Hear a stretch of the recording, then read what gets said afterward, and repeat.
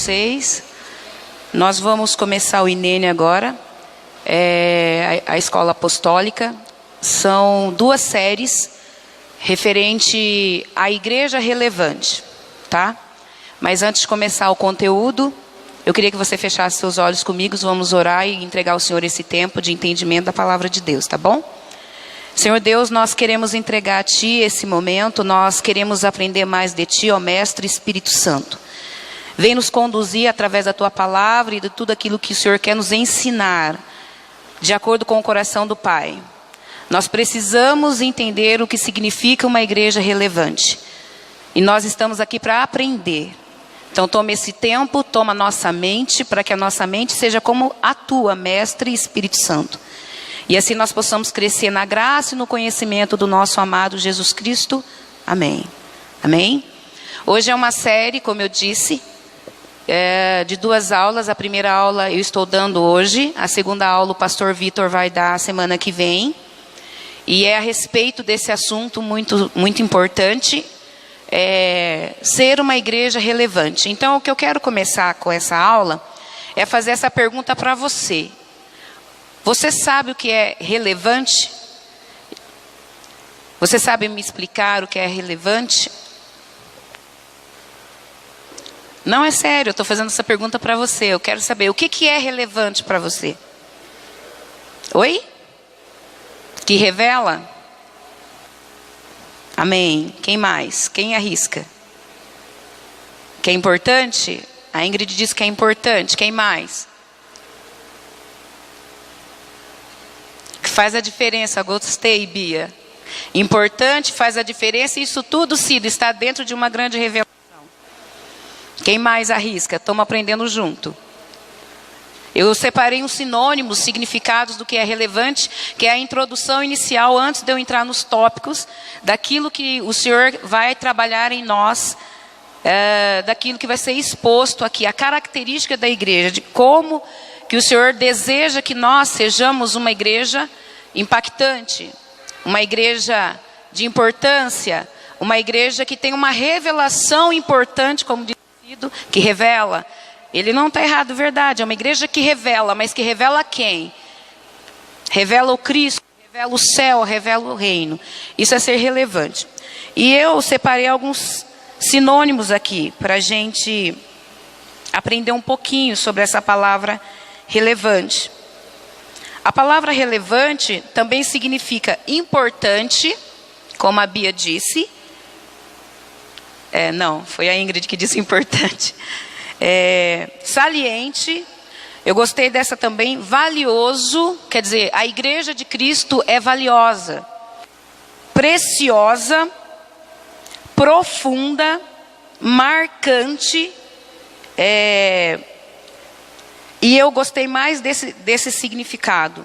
Indispensável. A igreja de Cristo relevante é indispensável para que o mundo lá fora veja as características do reino em nós. As características daquilo que o Senhor veio trazer para a terra, que é a revelação de Jesus Cristo através da noiva, através de uma igreja relevante. Tá bom? Então, isso é você e eu. Tá? Essas características da igreja somos nós.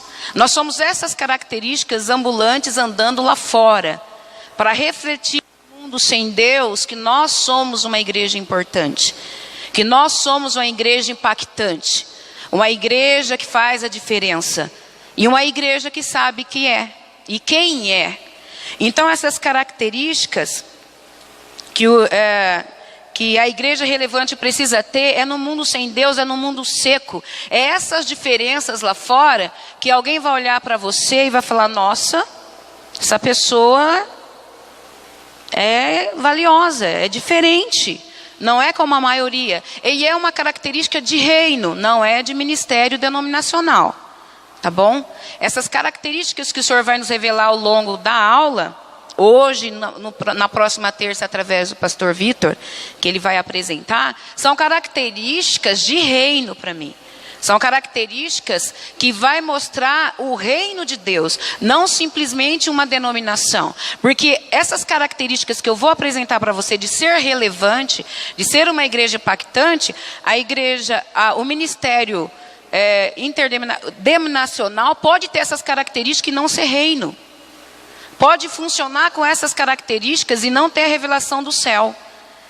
O interessante é que nós vamos, durante essa aula e a próxima, fazer a junção dessas características de ser relevante com o indispensável de ser reino também. Porque não adianta ter as características de algo funcional e não ter a característica do reino.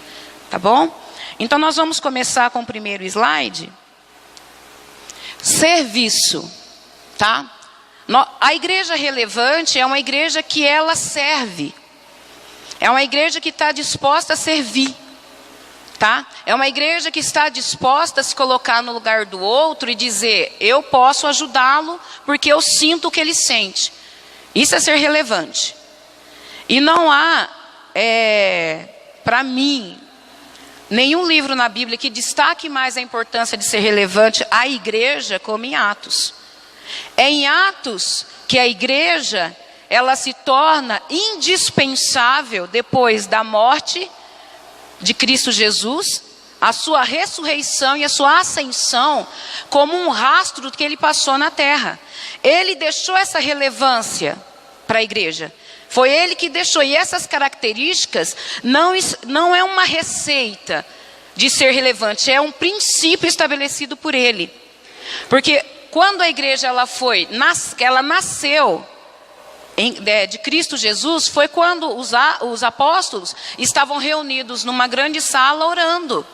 E a primeira ordenança que ele deu, a primeira voz de comando que ele deu, porque Jesus dá voz de comando, a voz de comando de Jesus para os apóstolos foi: não saia de Jerusalém e de Samaria, até que seja revestidos de poder, seja cheios da unção daquele que vai ensinar todas as coisas que eu disse, que é o Espírito Santo.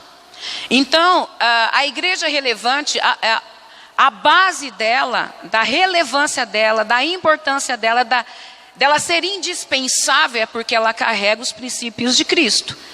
Fora isso, a gente pode falar todos os tópicos aqui de como funcionar bem uma igreja e ela não fazer diferença nenhuma lá fora. E não fazer diferença naquilo que o Senhor nos chamou para ser. Isso é ser relevante. Então, em Atos aqui você está vendo serviço, servir. Eu queria que você abrisse lá, que a gente vai ler. Ali não é 71, é profético aquele 1, tá bom? É do 1 ao 7, não é do 1 ao 71. Foi profético, porque 7 mais 1 é 8, ano que vem é 2018. Então já recebe aí. Então é Atos 6, do 1 ao 7, eu queria ler com você, para você entender que naquela explosão de significância que a igreja estava tendo, no ato de nascer do Espírito Santo e através do envio que Jesus deu aos apóstolos, houve algumas ordenanças, porque estava acontecendo algumas coisas ali. Então vamos ler. Atos 6, começa no 1, amém? Ora, naqueles dias, multiplicando-se o número dos discípulos, houve murmuração dos helenistas contra os hebreus, porque as viúvas deles estavam sendo esquecidas na distribuição diária. Então os 12 convocaram a comunidade dos discípulos e disseram: não é razoável que nós abandonemos a palavra de Deus para servir às mesas. Mas, irmãos, escolhei dentre vós 7 homens de boa reputação, cheios do Espírito Santo e de sabedoria, aos quais encarregaremos deste serviço. E quanto a nós consagraremos a oração e ao ministério da palavra. O parecer agradou toda a comunidade e elegeram Estevão, homem cheio de fé do Espírito Santo. Aí vem em sequência outros nomes: Filipe, Prócoro, Nicanor, Timão, Parmenas, Nicolau, prosélito de Antioquia, e apresentaram-nos perante os apóstolos. Estes, orando-lhes, impuseram as mãos, e aí crescia a palavra de Deus em Jerusalém, e se multiplicava o número dos discípulos também, muitíssimos sacerdotes obedeciam à fé. Quando nós falamos aqui de serviço, nós estamos colocando à disposição a nossa vida diante do Senhor. Mas existe uma qualificação de servo. E quem está dizendo isso é a palavra de Deus. Então não é só querer estar dentro da igreja. Louvado seja Deus e Oxalá que todos tenham entendimento do que é ser servo. De que é se colocar no lugar do outro e servir com o coração disposto. Ali, quando a igreja estava estourando importância no evangelho, os apóstolos, eles já estavam cheios de afazeres. Aqui no versículo 1 você está vendo, ó, ora, aqueles dias multiplicando-se o número de discípulos, houve murmuração entre helenistas e contra os hebreus. Aqui são judeus helenistas. Havia uma diáspora naquela época, e os judeus, eles foram para uma região onde eles foram caracterizados helenistas porque eles se miscigenaram com outros povos. E os hebreus separados porque são os próprios convertidos, judeus convertidos, helenistas e hebreus. Por que hebreus? Porque eram caracterizados da própria Jerusalém. Helenistas porque eles se misturaram a outro povo, sendo miscigenados. Então assim, eles acharam diferença no tratar dos apóstolos. Mas a diferença não acontecia porque eles queriam. Aconteciam porque o peso da igreja naquele momento estava muito grande em sobrenatural. Estava aumentando o número de discípulos. E eles precisavam administrar isso humanamente e espiritualmente. Então houve uma necessidade de outras pessoas os ajudarem servindo mesas.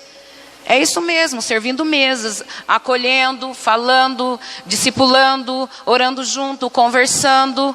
Porém, o que aconteceu? Essa necessidade não anula a qualificação. A necessidade de ter pessoas, é a palavra dizendo, não anula a qualificação. Porque quem viu a necessidade foi os apóstolos, mas quem levantou foi o Espírito Santo. Tanto que quando a gente lê aqui citando nomes de cada um deles, antes de citar os nomes, citaram a qualificação dos homens. O que diz aqui no versículo 4? Que quanto a nós consagraremos a oração, antes disso, versículo 3, perdão. Mas irmãos, escolhei dentre vós 7 homens, amo o número 7, de boa reputação, qualificação, boa reputação, cheios do Espírito e de sabedoria, aos quais encarregaremos deste serviço. Então a qualificação espiritual, ela agrega a uma qualificação humana. Não adianta ter só a qualificação humana, se não tiver espiritual, porque isso aí é só funcional.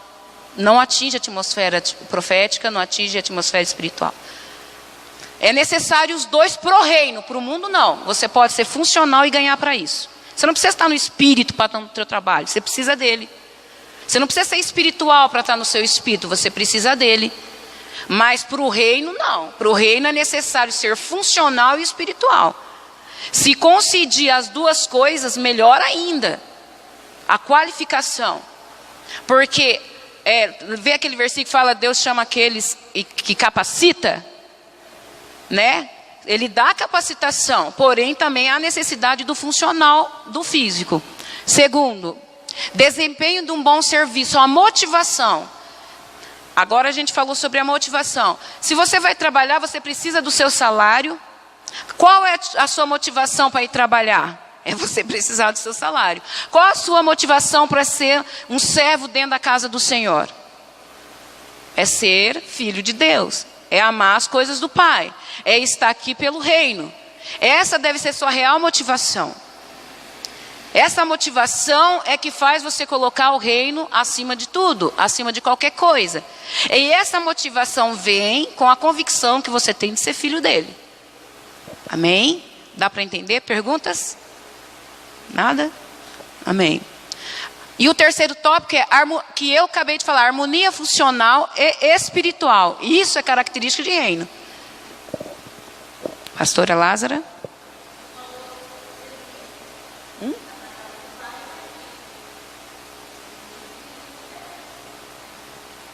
Existe o filho rebelde. Existe. Esse não faz nem se... existe.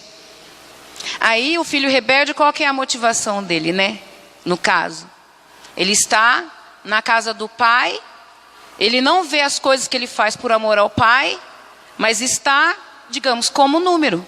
Concorda? Acaba virando um número. Acaba fazendo por automático. É bom a gente policiar o nosso coração nisso. Qual a minha real motivação de estar na casa do Senhor? E quando a gente fala em serviço, já cai direto vou usar aqui obreiros, oficiais ou diáconos. Isso serve para toda a igreja. Porque ser servo significa servir. Não significa um status de posição. Status de posição é uma categoria que Deus deu para dividir isso como uma organização. Porque nós servimos um Deus organizado. Entendeu? Mas a questão de servir não cabe só para oficiais, para obreiros ou diáconos. Cabe para a igreja inteira, porque é característica do grande servo, que é Jesus. Então é uma característica espiritual, não é uma característica de uma função dentro da igreja em si. Amém? Glória a Deus. Então vamos lá. Eu quero ler também aqui. Não sei se está a primeira. Isso. Tominhas está ligadão. 1 Timóteo. Vamos abrir lá para a gente. Se é aula, é Bíblia, amém? Se é Bíblia, vamos comer. Isso. 1 Timóteo 3, 12 e 13. Alguém quer ler para mim? Vamos perder a vergonha? Você quer ler, Tominhas?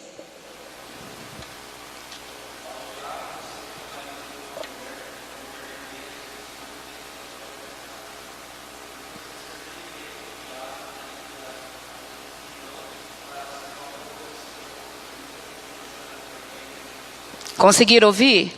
Quem conseguiu ouvir? Todos ouviram? Ao diácono seja o quê? O marido de uma só mulher. Isso quer dizer que a organização começa em casa. Isso quer dizer que não só a organização espiritual, mas uma organização emocional, para a gente estar numa posição de serviço harmonioso e espiritual. Deu para entender? Amém? Então vamos lá, o segundo slide. Depois de serviço, pregação. Pregação.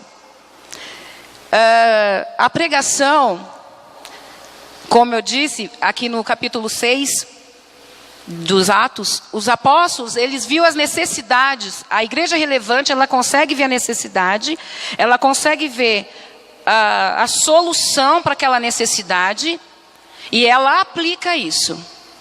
Tá? Ela aplica isso. Ali no caso do discurso do apóstolo Pedro, depois que houve aquela explosão espiritual, dínamos, Espírito Santo sobre ele, ele virou outro homem, e ele começou a ver necessidades além dele mesmo.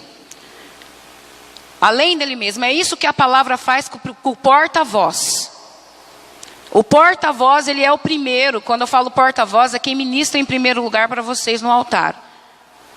Nós temos aqui uma liderança que fala as coisas do coração de Deus. Apóstolo Miqueias, pastor Vitor, pastor Claudionor, as pastoras.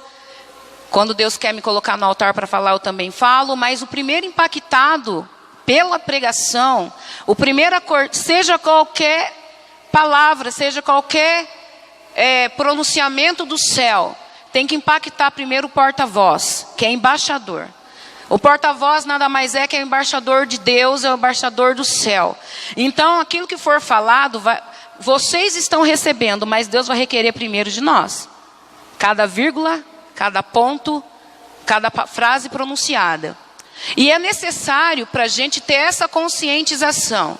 Mas a pregação, quando a gente fala aqui, nós falamos a nível de liderança. Eu quero falar para vocês como igreja o que é ser igreja relevante, porque a pregação não é só aquilo que nós falamos no culto, é aquilo que você vive lá fora. De novo, vou dizer isso. A igreja relevante, o que ela absorve aqui da ministração do altar, ela reproduz lá fora. Isso também é pregação. Ela reproduz através dos seus atos, dos seus hábitos, do seu posicionamento lá fora. Eu não sei se já aconteceu com vocês, mas aconteceu comigo. O que foi pregado no domingo? O que foi pregado no domingo passado?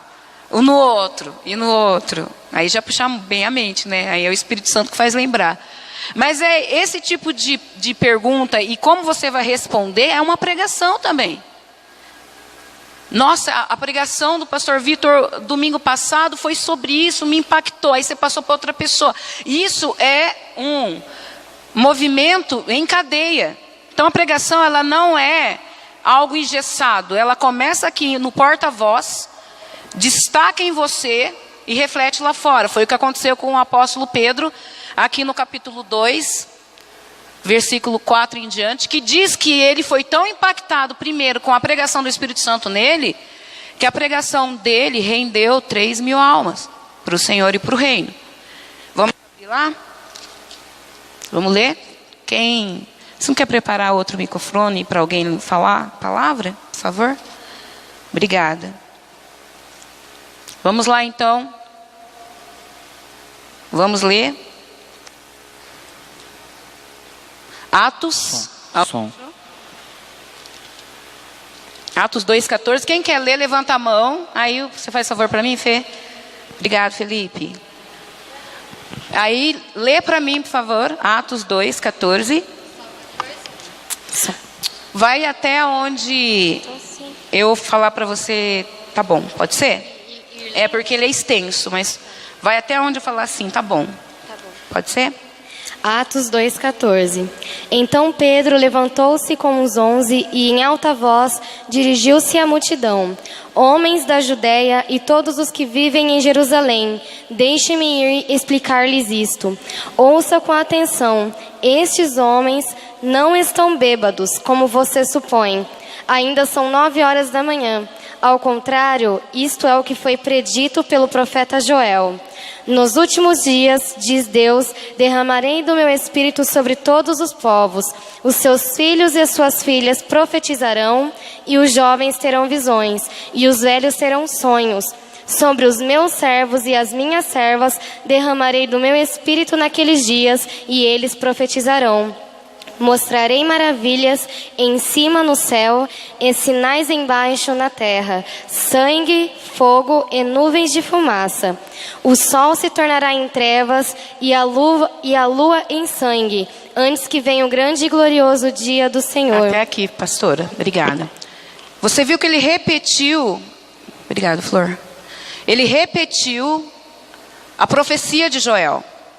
Então ele era um porta-voz de Deus ali, totalmente impactado pela própria palavra.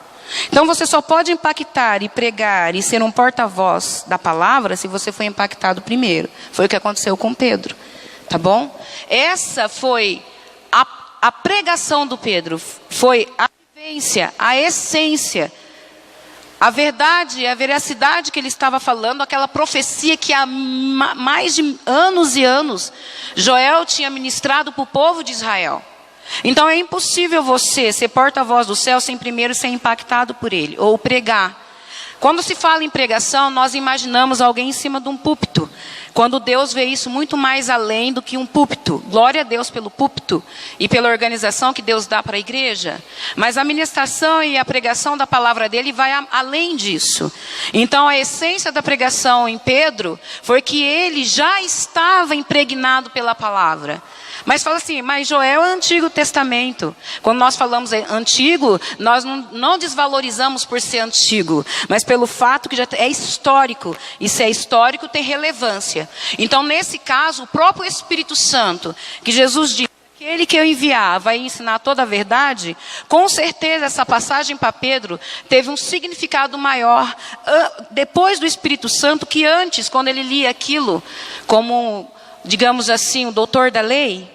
porque eles eram impregnados pela palavra de Deus. Eles eram impregnados pelos pergaminhos que eles liam ali. Mas o encharcar do Espírito Santo fez com que Pedro fosse outro. E deixasse apenas de ser apenas letra, mas ser essência. Então a pregação tem que ser essência. É essa convicção que o Espírito Santo coloca pelas Escrituras. É essa convicção que o Espírito Santo encharca os embaixadores dele, os porta-vozes deles, que sou eu e você. Essa igreja é relevante, que o povo precisa saber de uma voz profética, que as Escrituras ainda faz grande diferença, porque é profética. Nós pertencemos a um reino que existe uma legislação e um rei. A legislação é isso aqui, ó. É essa legislação que rege o reino de Deus, que rege a minha e a sua vida. E é essa legislação que o mundo precisa ver, não que o mundo diz que é, né? E o segundo tópico, eu vou só passar por cima por discurso de Estevão, a movimentação sobrenatural através da palavra. Por que eu precisei colocar a vida de Estevão ali? Porque nós acabamos de ler no tópico 1, serviço, que Estevão era o quê? Ele era servidor de mesa. Ele não era apóstolo. Ele era um servo. Só que ninguém esquece de Estevão. Estevão foi um homem que estava no meio da confusão dos helenistas e hebreus judeus, que discutiam: mas ninguém fala comigo, mas ninguém sabe o que eu estou passando em casa. E Estevão, cheio do Espírito Santo, eu estou falando isso como alguém que está dentro da obra, amém? Dá para entender? Se alguma dúvida, levanta a mão, por favor. Eu coloquei o Estevão ali, fala Cido. Cido? Sim, Cido.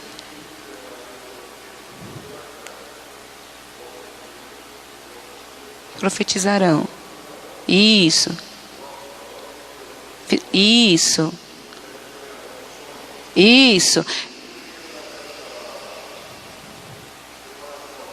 Essa profecia foi no Antigo Testamento, foi Joel que falou antes de acontecer, e se cumpriu nesse dia quando Pedro estava pregando para o povo ali em Jerusalém. Deu para entender? E, na verdade, Pedro aprendeu isso e passou para o outro. Como? Através daquilo que ele guardou no coração. Ele guardou essa profecia no coração, Cido, e passou para os outros a convicção daquilo que ele tinha guardado. Deu para entender? Amém. E essa movimentação sobrenatural através da palavra, quando nós falamos de pregação, é que Estevão servia a mesa. E quando você prega, você necessariamente não precisa ter, é isso que eu estou falando, um status de dizer: não, eu só pastor prega, só apóstolo prega, só profeta prega, não, nós todos temos que ser uma verdadeira pregação. E Estevão, ele pregava com a vida dele. Ele servia mesas, pregava. Ele era muito cheio do Espírito Santo, a ponto da palavra de Deus destacar ele no Sinédrio. A ponto da palavra de Deus destacar ele em frente dos grandes homens da lei. E ele aparecer, eu gostaria que vocês lessem esse caso, que é muito extenso, essa passagem de Estevão. Mas a ponto que ele aparecia como o rosto de um anjo. Ele vivia tão intensamente a questão da pregação, em essência funcional e espiritual, que quando ele chegou diante do sinédrio dos homens da lei, ele falou palavras duras e palavras eficazes, palavras relevantes, porque a igreja relevante, ela vai ser perseguida, não se engane, amém? Você quer ser relevante? Você quer ser indispensável? Você quer ser valioso, valiosa? Você quer ser alguém que faz a diferença sobre a terra? Então você vai ser impactante, mas também será impactado por muitas coisas. E será perseguido e perseguida. Som? Será. Mas isso tem que ser como alegria, porque se você tem como convicção que é do reino e vai fazer a diferença, essa perseguição não é nada.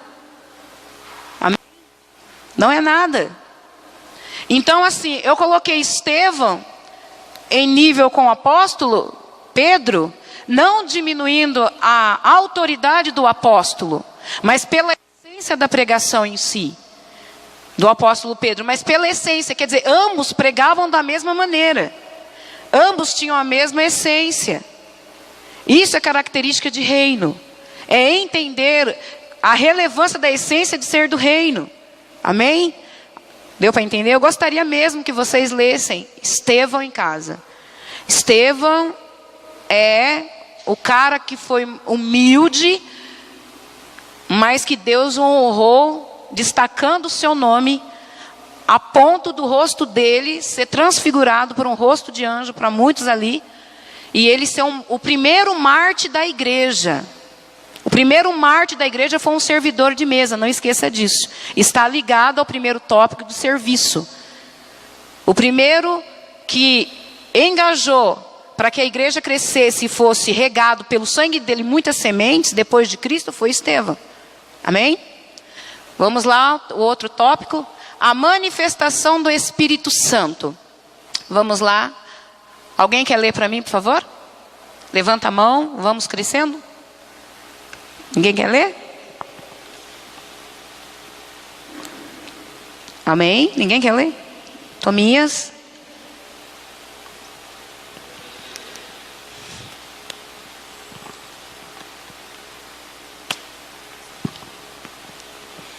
E cumprindo-se dia de Pentecostes, estavam todos reunidos no mesmo lugar.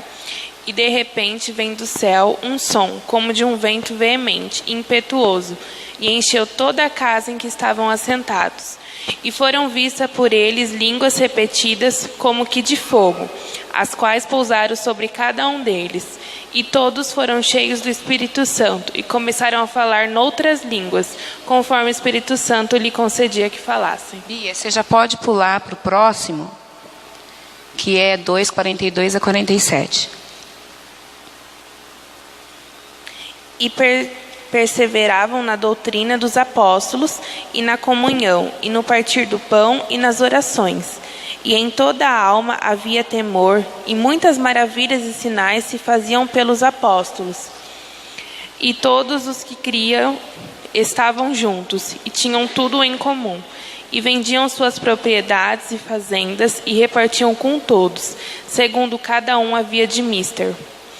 E perseverando unânimes todos os dias no templo, e partindo pão em casa, comiam juntos com alegria e singeleza de coração, louvando a Deus e caindo na graça de todo o povo. E todos os dias acrescentava o Senhor à igreja aqueles que se haviam de salvar. Amém? Se eu fosse pegar a imagem de uma igreja relevante, como o Senhor deseja que seja a noiva dele sobre a terra, seria esses versículos do capítulo 2, do 42 ao 47. Você lê um negócio desse aqui, você acha assim, não, isso aconteceu de verdade? Hoje, nos nossos dias, hoje, nessa vivência que nós temos agora, enquanto igreja, no meio de tudo que está acontecendo, é um perfil que o Senhor quer que seja resgatado. Havia um sincronismo espiritual, funcional, administrativo, que hoje parece meio utópico. Estou falando sério. Não parece utópico? Mas é real. Eu creio que quando Deus colocou esse estudo no coração do apóstolo Miqueias, foi o desejo do Espírito Santo, o anseio de ver isso se repetir sobre a terra. Foi o anseio de ver a igreja dele fluir no sobrenatural, no entendimento do que é servir, do que é pregar, do que é viver em comunhão, entendendo que o reino está acima de tudo e qualquer coisa. E dizia que todos eram simpáticos à igreja. Diziam que todos eram impactados pelo que acontecia dentro da igreja. Esse é um perfil sobrenatural. Esse é um perfil que eu e você, desculpe que eu vou falar agora, temos o dever de buscar. Nós temos o dever de buscar um tipo de perfil que a igreja precisa, porque senão o perfil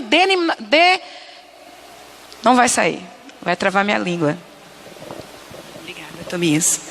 É um perfil de denominação. Não é um perfil de denominação. Isso é um perfil de reino. Não é um perfil em que, nossa, é fácil ter algo, vai acontecer isso, vai acontecer isso, vai acontecer aquilo, esse alguém tem para fazer aquilo. Não, é algo de perfil de reino. Quando todos aqui, eu vou ler de novo, porque é alguns dos versículos que mais me impacta. E perseveraram na doutrina dos apóstolos. Respeito à autoridade. O que eu entendo nisso é que a marca de uma igreja relevante é uma igreja que é discipulada. É o discipulado. Quando você lê esse versículo que você acabou de falar, que eles viviam na doutrina dos apóstolos, é sinal de que todos acreditavam e criam no princípio que eles estavam pregando e vivendo. Por isso que viviam tudo o que viviam. Partiam o pão, vendiam as terras e depositavam aos pés dos apóstolos, porque eles acreditavam no que os apóstolos ministravam e nunca faltava nada para nenhum deles. Tanto é que você lê no final que o Senhor acrescentava a cada um de que havia sendo salvo. Então a marca de uma igreja que vive o sobrenatural, que vive de Deus mesmo, é a igreja discipulada, em cima dessa palavra, que vive o discipulado intenso, o discipulado de princípios de Deus. Alguém quer fazer mais alguma colocação? Ingrid, dá para ela. Aleluia, hein? Tem como exemplo a igreja da Rua Azusa, que o foco deles era só a adoração, onde todos não iam buscar a bênção ou aquele que dava a vitória, e sim e somente adorar. É aquilo que você falou, quando todos estão... Eu adorei aquela colocação que você colocou. Quer ver? Todos estão alinhados. Agora não. Aqui. Essência funcional e espiritual. É onde... Cadê? Administrativo. Havia um sincronismo espiritual administrativo. Na Rua Azusa, onde a igreja inteira somente ia adorar e buscar a presença. É onde ocorreu o derramamento lá e veio o avivamento no país inteiro. Então não há outro exemplo como igreja relevante. Aleluia, hein? Alguém sabe sobre a igreja da Rua Azusa? Quem não sabe? Quem não sabe? O que foi a igreja da Rua Azusa? Vocês sabem? Quem não sabe, levanta a mão, que rapidinho eu falo. A igreja da Rua Azusa foi uma igreja nos Estados Unidos, eu não me lembro agora em que época do ano, 1906? Mais ou menos perto de 1906, porque para a data eu não sou muito boa. Mas lá o impacto espiritual foi tamanha que houve uma transformação nos Estados Unidos da América. Tanto que de lá saíram grandes nomes missionários para outros lugares do mundo. E o foco de todos lá era justamente isso que a Ingrid acabou de colocar, mas também com a visão que o Tomás colocou de um discipulado. Porque o discipulado faz isso. Coloca você no mesmo foco e no mesmo propósito. E quando tem o mesmo foco, o mesmo propósito, o resultado é isso que aconteceu na igreja da Rua Azusa. É o impacto espiritual que aconteceu lá e foi se irradiando para todos os outros países. E eu creio que pelo fato de nós estarmos aqui sendo discipulados pelo Espírito Santo em primeiro lugar, é o Senhor acendendo essa chama e essa necessidade de haver um novo impacto de uma igreja assim, para que abale muito as estruturas de muitas pessoas que precisam desse renovo espiritual. Deu para entender sobre a igreja da Rua Azusa? É muito bonita a história, é muito profunda. Se eu fosse você também pesquisava, porque é tremendo. E essa foi a manifestação, né, do Espírito Santo, de ele vir descer sobre a igreja, como a Bia leu nos primeiros versículos de 1 a 4, falando que primeiro veio o Espírito Santo. Eu li uma frase no livro, eu acho que é o livro que eu estou lendo agora, O Segredo da Oração e do Jejum, que fala assim, a importância de nós sabermos ser cheios do Espírito e estar cheio do poder do Espírito. São duas coisas que nós temos que diferenciar e saber e aprender de Deus. Ser cheios do Espírito Santo e ter o poder do Espírito Santo. Essa é a manifestação do Espírito Santo sobre nós, que nos une. É o Espírito Santo que nos une, é Ele que faz com que nós nos movimentemos em respeitar autoridades eclesiásticas, levantadas por eles, e aí andar no mesmo propósito, no mesmo foco, para que a gente tenha essa identidade de atmosfera profética, como a igreja primitiva tinha. Quem quer andar e a sombra curar? Hein? Glória a Deus, aleluia. Esse é o objetivo do Ministério Apostólico Evangelho de Poder. É isso que Deus tem para nós. Você crê? Você crê? Eu creio. Deus tem grandes coisas sobre nós. É uma identidade de uma igreja de atmosfera profética, sobrenatural, de impacto. Essa é a igreja relevante para Deus. Essa é a igreja relevante para o mundo ser transformado e modificado através de nós. Amém? Próximo tópico.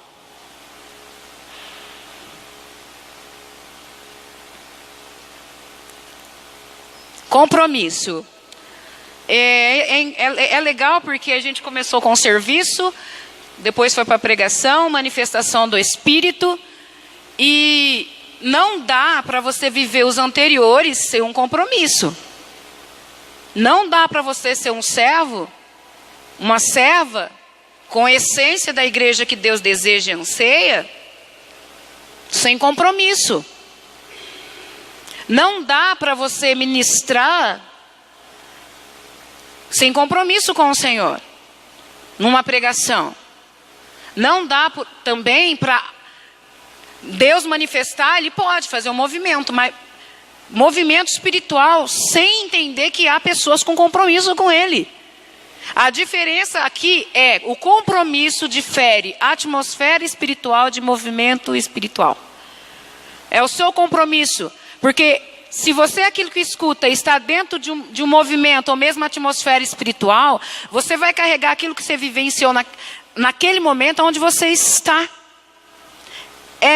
Você não consegue dividir isso pelo fato de você estar compromissado com o reino, compromissado com Deus, aliançado, compromissado com o ministério que você está, com a autoridade sobre você, com a paternidade que você foi gerado ou gerada.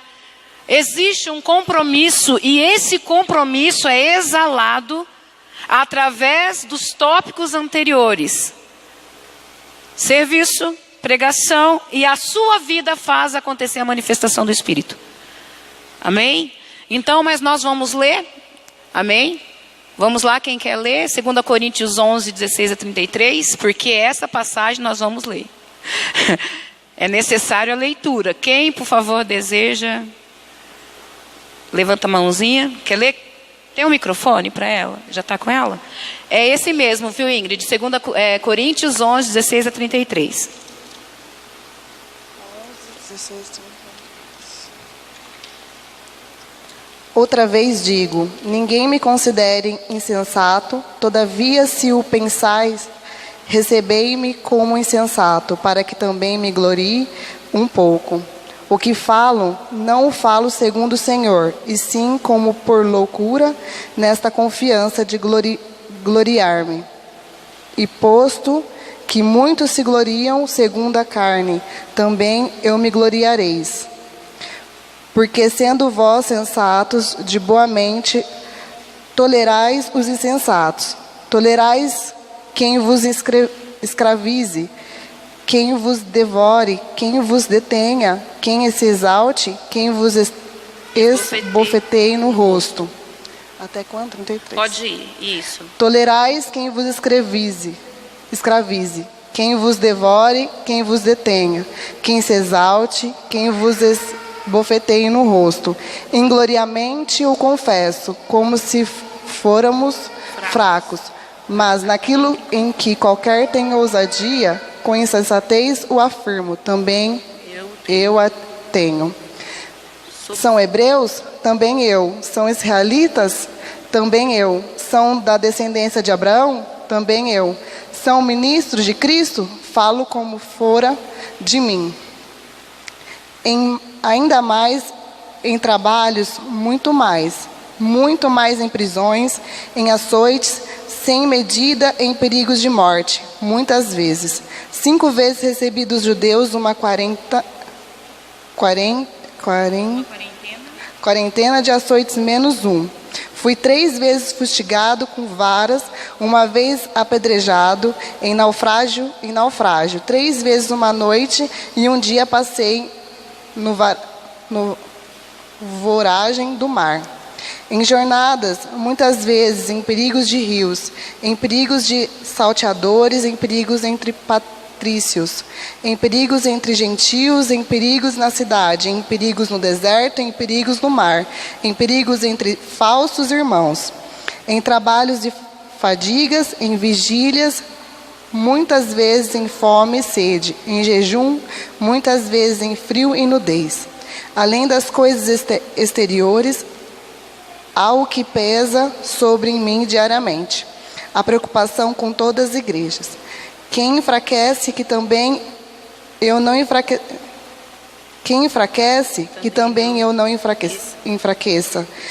Quem se escandaliza, que eu não me inflame. Se tenho de gloriar-me, gloriar-me-ei no que diz respeito à minha fraqueza. O Deus e Pai do Senhor Jesus, que é eternamente bendito, sabe que não minto. Em Damasco, o governador preposto do rei Aretas montou guarda na cidade dos Damascenos para me prender. Tá bom, Ingrid, até aqui tá bom, Flor. Esse é o apóstolo Paulo fazendo uma autodefesa. Imagina, né? O apóstolo Paulo fazendo uma autodefesa para os críticos dele em Jerusalém. Ele era um cara que, em Atos, ele foi gerado. De novo, vou pegar, porque eu quero amarrar essa aula nesse sentido. Apóstolo Paulo, ele se converteu, mas ele foi cúmplice na morte de um homem que nós já citamos o nome dele, pelo fato dele ser um homem usado por Deus, servia mesas, que foi Estevão. E aqui em 2 Coríntios, ele faz uma autodefesa para os seus críticos naquela época. Imagino os doutores da lei, mas não só mais doutores da lei, porque ele também diz falsos irmãos. Então, além de ele lidar com fariseu, saduceu, sei lá quem mais eu lá, ele tinha que lidar com falsos irmãos dentro da igreja. E era um cara que estava fundamentado e fundamentando princípios do reino de Deus, porque ele foi um homem que se converteu através de um impacto com o próprio Senhor Jesus indo para Damasco. E com certeza Jesus fez ele lembrar de Estevão, e com certeza ele lembrou de Estevão até a sua morte. E eu acho que a humildade de Paulo é quando viu Estevão ser humilde. Então nós voltamos, os tópicos, se você for ver, um entrelaça no outro. A pregação de Estevão ganhou o apóstolo Paulo para Jesus. E fazer com que ele entendesse que o compromisso, a emuná, como nós aprendemos aqui, a convicção que ele precisava ter do reino, via de uma essência verdadeira de entregar a Deus acima de tudo. Quando ele fala aqui que ele foi açoitado, que ele foi náufrago, que ele foi caluniado, que ele foi apedrejado, a quarentena de açoites nas suas costas, a convicção dele era maior do que a cicatriz do seu corpo. Agora é profético que eu vou falar, hein? Desceu aqui com tudo, pastora Landa, ela até olhou aqui para mim. São as cicatrizes da igreja que revelam que ela é uma igreja relevante. Nossa, desceu aqui violento. São as cicatrizes de uma igreja que a torna uma igreja relevante. Porque foi as cicatrizes de Paulo, ele podia desistir, ele podia falar, não quero mais. Tudo bem que Deus pegou ele pelo cabresto. Falou, não, cara, é você que eu quero e você vai fazer o que eu quero, porque assim como você foi intenso para as trevas, você é intenso para mim. Deus gosta disso, hein? É intenso para as trevas, é intenso para mim. E o apóstolo Paulo foi intenso para Deus. Que não tem como você ler o Novo Testamento e a maioria dos livros quem escreveu foi ele. Esse compromisso. Ser comprometidos com entendimento. Se o apóstolo Paulo não tivesse o entendimento de compromisso, o primeiro açoite nas costas dele, gritava ai e saía correndo. Amém? Entendeu? Se ele não tivesse o entendimento de que também que reino ele é compromissado, a primeira viagem missionária que ele fizesse para um lugar distante e o barco vinha uma tempestade e deixá-la à deriva, ele falava, não quero saber. Mas não há nenhuma tempestade, para um convicto de Deus, deixar os propósitos que Deus estabeleceu no coração de cada um. E no caso do apóstolo, ele também era assim. Ele era um cara comprometido. Então, comprometimento é mais do que bater cartão. Comprometimento é mais de ter apenas um posicionamento. É você que precisa estar no posicionamento, porém convicto que estar no posicionamento é fazer a diferença. Não só apenas estar no posicionamento. E é isso que aconteceu com o apóstolo Paulo. E ele amava, com certeza, o reino de Deus. Ter compromisso por amor.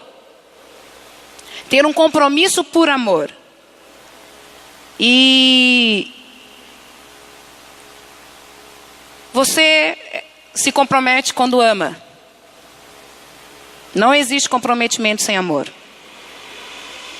Amém? Então, para finalizar esse tópico, vamos abrir Marcos 12:30. Quer ler, Bel? Você está com a carinha. Quer ler? Eu sei, se eu vi sua cara aí, seu rosto fez assim, ó, para mim. O microfone está com a Ingrid? Está com ele? A Bel quer ler. A Bel, os olhos da Bel fez 2 farol para mim assim. Falei, é seu, Bel. Lê para nós. Amém. O Senhor, o seu Deus, de todo o seu coração. Volta, Bel, que dá uma cortadinha. Volta o versículo. Amarás. Aqui está ame. Tá, ama a sua versão? Então lê a sua, que depois eu leio a minha para poder ficar frisado, tá bom? Pode ser. Então lê, pode ler.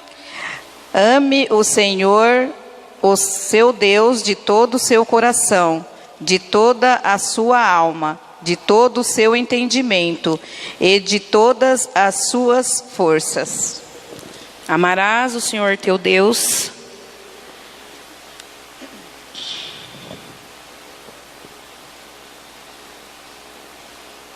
Amarás o Senhor teu Deus de toda a sua força. Repete. Amarás o Senhor teu Deus, ame o Senhor teu Deus, seu Deus, de todo o seu coração,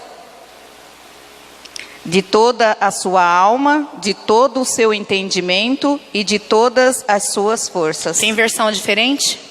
Quem tem versão diferente? Só para a gente fazer um paralelo.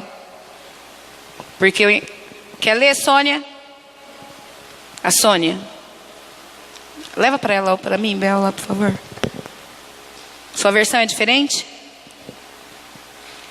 Eu gosto também. Ame, mas amarás também é tremendo. Amará, pois, ao Senhor teu Deus de todo o teu coração e de toda a tua alma e de todo o teu entendimento e de todas as tuas forças. Este é o primeiro mandamento. Amém. De toda a tua alma, de todo entendimento, de toda a tua força. Esse é o primeiro mandamento. Viver em essência é o primeiro mandamento. Amar a Deus acima das suas forças é o primeiro mandamento. Isso é Paulo. Foi isso que ele falou. Sobre compromisso. Eu amo a Deus de tal maneira que os açoites nas minhas costas não faz diferença. Eu coloco Deus em primazia na minha vida de tal maneira que tudo o que falam sobre mim, apesar da minha fraqueza, eu coloco Ele em primeiro lugar. Quando o apóstolo Paulo, ele se autodefende, e aí eu fico pensando, para uma autoridade se autodefender, quando deveriam ver Deus nele, é complicado.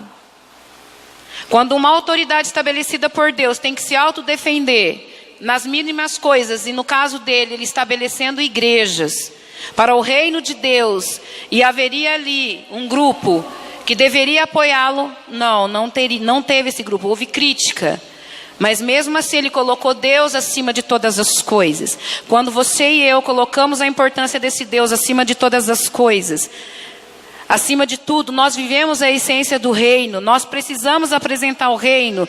Nós não precisamos apresentar mais uma denominação. Nós não precisamos apresentar mais um ministério qualquer. Até porque esse ministério não é mais um ministério qualquer e nunca foi. Nós precisamos sim ser o perfil que o Espírito Santo deseja, que seja refletido o rosto de Cristo lá fora.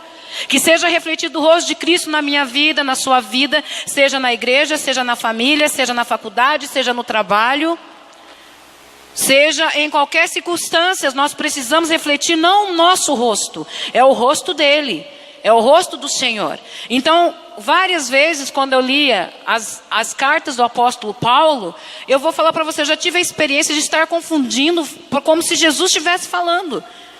Várias frases dele, eu falava, mas parece Jesus falando, eu já tive essa experiência. Mas ele foi como nascido fora do tempo. Foi um apóstolo que foi gerado por Senhor e fora do tempo. Mas às vezes quando eu pego as frases do apóstolo Paulo, não sei se já aconteceu isso com você, mas já aconteceu várias vezes comigo. É como se eu visse o Senhor e não o apóstolo Paulo nas Escrituras. Porque de tal maneira a essência veio sobre ele. Veio sobre o apóstolo Paulo. E vamos agora, é o último tópico, eu não poderia deixar de falar da oração. Vai ser rápido, vai ser pincelado, porque tudo que nós falamos, serviço, pregação, manifestação do Espírito, compromisso, requer um alicerce, chamado oração. Requer um alicerce que é muito mais pessoal, muitas vezes, porque você, por mais que haja na igreja, e glória a Deus que nós somos uma igreja que ora, amém?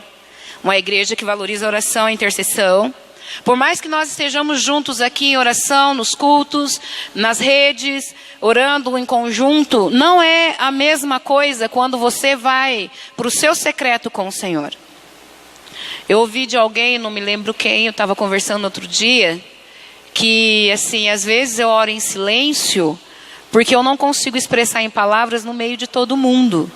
Eu creio assim, aí eu fui ensinar para essa pessoa que tem momentos para se falar em voz alta. Dentro do Ministério de Cura e Libertação que nós somos, tem momentos que nós devemos e precisamos fazer decretos em oração em voz alta.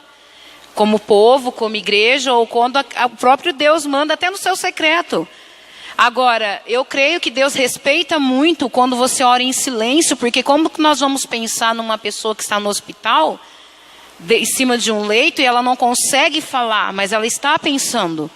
Ela não consegue falar verbalmente, mas ela consegue falar em pensamentos com o Senhor. Será que Deus não vai valorizar essa oração só porque está sendo um pensamento?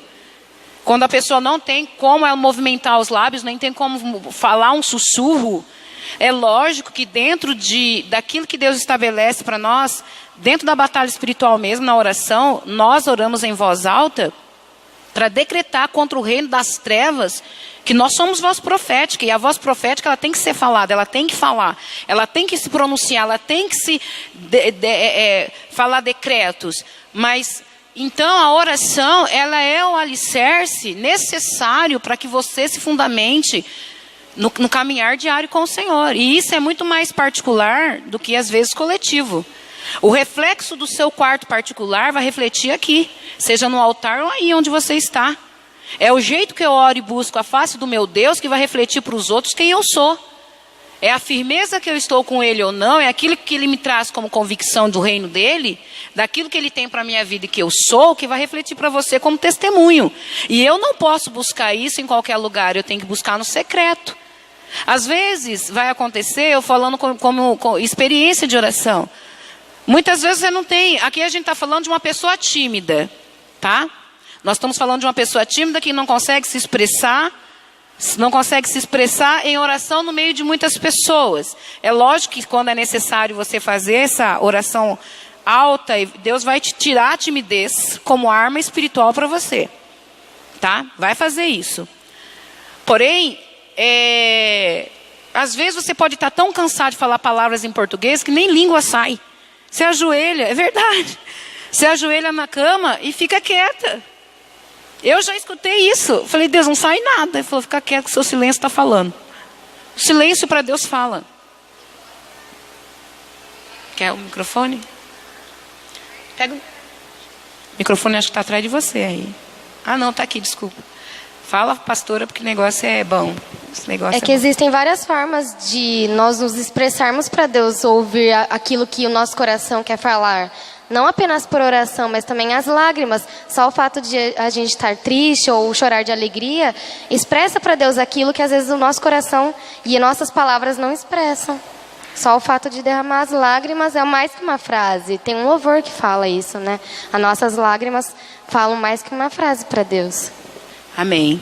E isso não está desconectado ao sobrenatural e ao profético. Teve uma pessoa que veio a mim, eu já vou entrar na concordância da oração ali.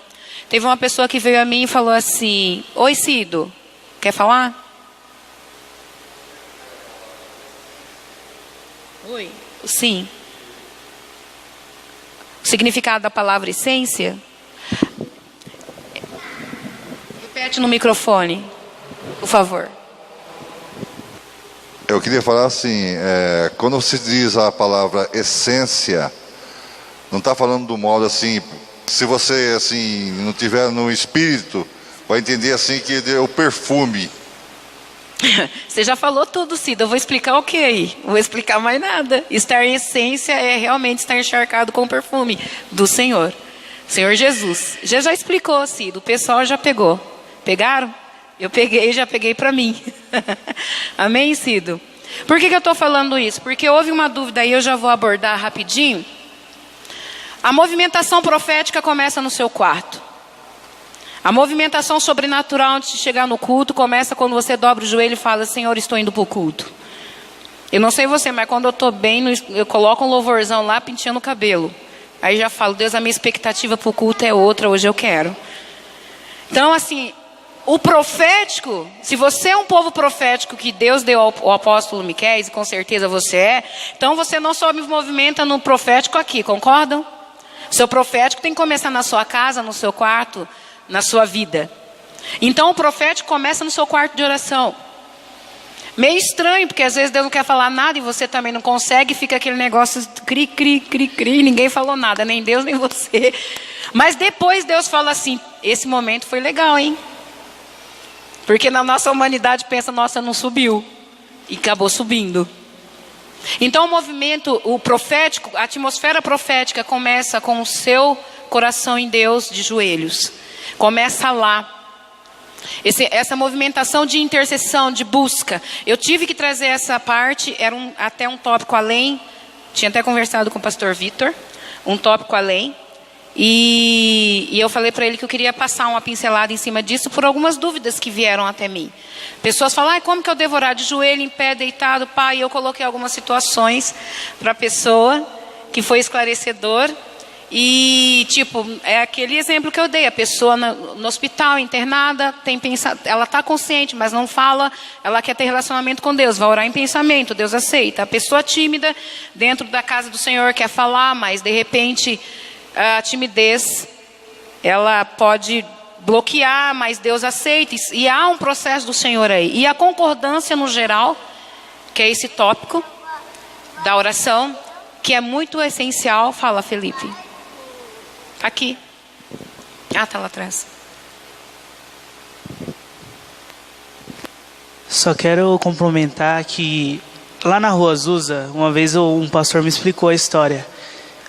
O William Seymour, que foi o ministrante lá da Rua Azusa, ele passava mais de 8 a 10 horas em oração. E por uma rua pequena assim, pelo que eu fiquei sabendo, caber mais de 1 milhão de pessoas sendo impactadas. Tudo isso em uma oração em alinhamento, como fala ali. A gente às vezes deixamos coisas de lado pela correria da nossa vida. E a gente não tem muito tempo para acontecer essas coisas com a gente. Porque a gente fica preocupado tanto nas coisas materiais e deixamos as espirituais de lado. que esse alinhamento às vezes foge do que Deus quer fazer com a gente e fazer essa impactação com a gente. Porque pelo menos, eu creio assim, que Deus ainda quer impactar o povo da igreja dessa maneira, que em nome de Jesus não vão ser impactados. Mas se todos não tiverem no mesmo alinhamento assim, isso não pode acontecer assim, dessa maneira tão esplêndida e tão grande. Isso é o ser o quê? Igreja? Relevante. Relevante e primitiva. Amém? Depois dessa explicação do homem que orava 8 horas por dia, eu vou falar o quê da oração mais? Nada, né? Mas eu creio que essa aula o Senhor trouxe ao nosso coração um entendimento maior do que ser uma igreja relevante. Vai continuar na terça-feira que vem com o pastor Vitor. E eu creio que o Senhor está fazendo isso conosco para que nós sejamos realmente essa igreja de perfil que faz a diferença no reino de Deus para o mundo lá fora. E eu desejo ser uma igreja relevante. Você é? Eu preciso ser. Eu preciso. Será que eu sou? Será que eu tenho me esforçado para ser? Então, assim, essa seja para nós a concordância para esse propósito.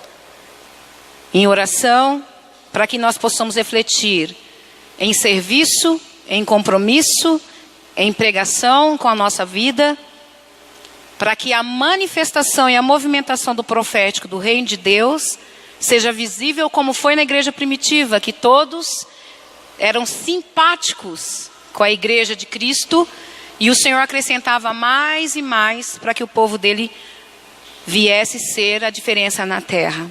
Amém? Então essa foi a aula de hoje. A semana que vem...